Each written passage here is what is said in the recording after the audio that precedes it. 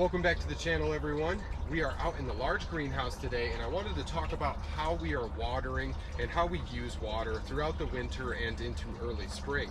So in the winter time, we have very cold temperatures and water obviously freezes. So we have to take great care when we're watering all of these plants and we have negative temperatures outside. Now this greenhouse allows us and affords us the opportunity to have this insulated safe space for these plants, so we really don't have to worry too much about all of these plants freezing up. But there is some things I want to talk to everybody about. One great way we found to get water to our plants and get nutrients is with minimal amounts of compost tea.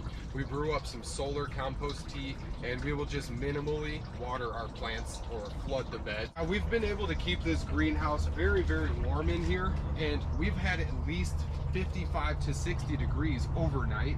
So we're not too concerned. Like I was saying, we don't have a big concern with actually freezing our plants up. But last night we had 58 degrees overnight, and the outside temperatures were about 25 degrees and very cold. We had frost all over everything. My vehicle's frosted over this morning, so that tells me we're doing something right. So relating that temperature to watering inside the greenhouse, we are holding those temps and we don't have to be concerned with freeze ups even when it's very cold outside. So insulation and heat are everything when you've got a DIY greenhouse. Even on a solid wall greenhouse, if you don't have any sunlight, you really don't have a whole lot of energy coming in. Another main factor in watering the greenhouse and keeping all of the temps regulated is the actual size of the greenhouse itself. It is super windy out today. You can see the walls kind of flexing a bit. Keeping those temperatures so steady really makes this greenhouse what it is. So our small 6x12 cattle panel greenhouse, it doesn't have the same capacity for holding heat. It's a very small greenhouse, not a whole lot of floor space, 72 square feet. A lot of that is covered up by plants. I do have a path in the middle that is warmed up by compost or the sun, depending on if we have a sunny day or not. But the temperatures fluctuate so much more in the little greenhouse than in this large greenhouse.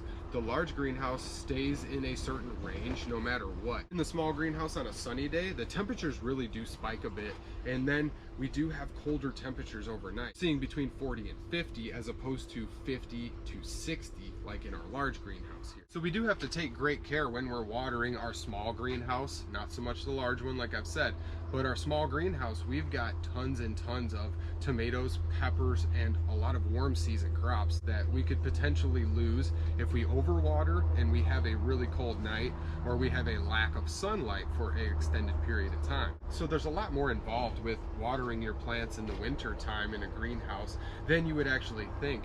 We really just water sporadically throughout the entire winter with a small drip, or we will come through and just soak a bed. We will not spray the leaves. We try and keep all of the moisture down to the floor. And we've got all our water storage tanks everywhere, constantly running and constantly heating them up. So they are definitely evaporating, adding to the humidity in the greenhouse. So looking around, you can see we've got an absolute ton of potted plants just on this one bed, and we are adding tarps to get more potted plants. And there is a few reasons that I actually put the tarps down before I put my plants on the soil. So the first things first, we water right onto the tarp. We don't water the tops of our pots. We try and avoid watering the actual surface soil, because then it stays actual surface soil. It doesn't become all crunchy. Like this pot here is kind of dried out and it's not as healthy as the other pots. You don't want to be watering from the top down. You want the water down where it counts the most, at the roots. The roots of every plant act as a multifunction straw for your plant itself. It's able to seek down and out, and it pulls nutrients and moisture back into the plant. So providing that water down on the bottom, we're able to just flood our actual tarps. We're putting the moisture where it counts, and those roots are going to be searching for it, as opposed to watering from the top down. Those roots don't have to do a whole lot, and it stagnates and erodes the actual soil in your pot. So we're also using these tarps down here to prevent our actual roots from tapping down into the soil. Say we got this Nanking cherry here. This is coming out of dormancy for us. So when these roots begin to breach the actual bottom of the pot, I don't want them to seek moisture or nutrients down deeper into the actual soil, because Then you have to actually cut or pry or dig your roots out of the ground in a potted plant, causing damage to the plant. And if they're for sale, you will definitely notice some foliage damage because it directly correlates to the root. Now we're also using flats, and we will just come in and water in the flat directly, just like these tarps.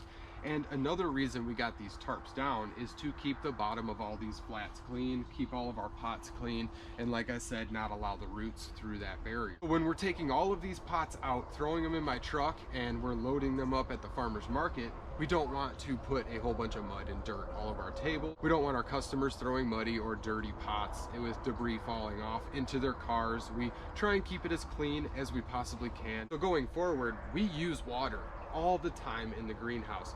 We've got a 55-gallon drum, we've got a 130-gallon tank of water full, we've got another 120 or 130-gallon tank down there for our John Payne heating. We've got a 55-gallon rain drum full of water. And all those simple water storage ideas hold a major thermal mass in your greenhouse, benefiting your plants, benefiting the airspace in the greenhouse by actually releasing some heat back. So the more water you have in your greenhouse, the better off you're going to be, because you're able to sink all the heat from the day into that water. Whether you're actually watering your plants, or whether you're using storage, whether you're heating the water for heating your floor or heating the airspace of the greenhouse, or whether you're using aquaponics, water is a major part of a greenhouse. And anybody setting up a new greenhouse or that has some space in the greenhouse, I would suggest adding a water feature, whether it is just barrels, rain barrel, or tanks, or whatever you can fit or manipulate into your greenhouse. Basically, IBC totes work really great. Just adding that mass of water really benefits you. Like I've said, not only the heating aspect, but I've got so many sources of water that I'm able to go pull from, and 1 gallon at a time really doesn't dissipate that. I could do that all winter and still have some water left over. So being able to have access to water. My well is about 100 feet away from the greenhouse. In the dead of winter, there is no getting that hose over here, because by the time you ran the water, it would be frozen. So I tried it, and that is how I know. So having all of this water in the greenhouse to be able to use and have access to is super beneficial throughout the winter. So if anybody's got any questions on anything I talked about, I really didn't cover all the aspects of water we have in the greenhouse. I just wanted to touch on why we're using tarps and how we're watering all of our plants in our greenhouse. So I'd like to thank you guys for watching, and I will see you guys next time.